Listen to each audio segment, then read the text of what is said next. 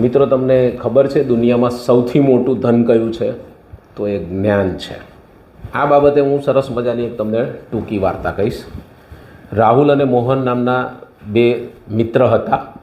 રાહુલ નાનપણથી જ અભ્યાસમાં અને પોતાની નવી નવી સ્કિલ ડેવલપમાં ખૂબ જ રસ ધરાવતો. જ્યારે મોહન નામનો એનો મિત્ર હતો એ મોબાઈલમાં રીલ્સ, ગેમ્સ અને મિત્ર સાથે મજા કરવી, મસ્તી કરવી એમાં જ સમય પસાર કરતો.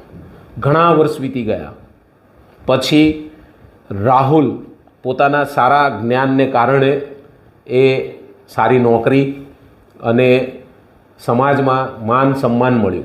જ્યારે મોહન પોતાનું શિક્ષણ પૂરું ન કરી શક્યો હોવાથી તેને સારી નોકરી શોધવામાં અને પોતાનું ગુજરાન ચલાવવામાં ખૂબ જ મુશ્કેલીઓ પડતી હતી.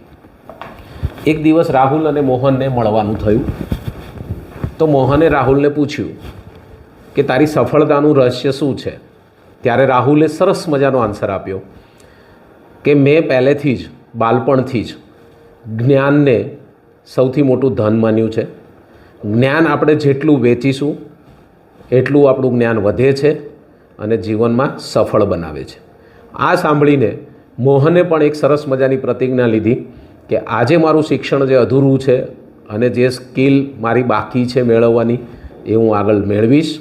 તો આના ઉપરથી એવો બોધપાઠ મળે છે મિત્ર કે જ્ઞાન એ દુનિયાનું સૌથી મોટામાં મોટું ધન છે. એ જેટલું તમે વેચશો એટલું વધશે અને જીવનને સફળ બનાવવા માટે ખૂબ જ ઉપયોગી બનશે.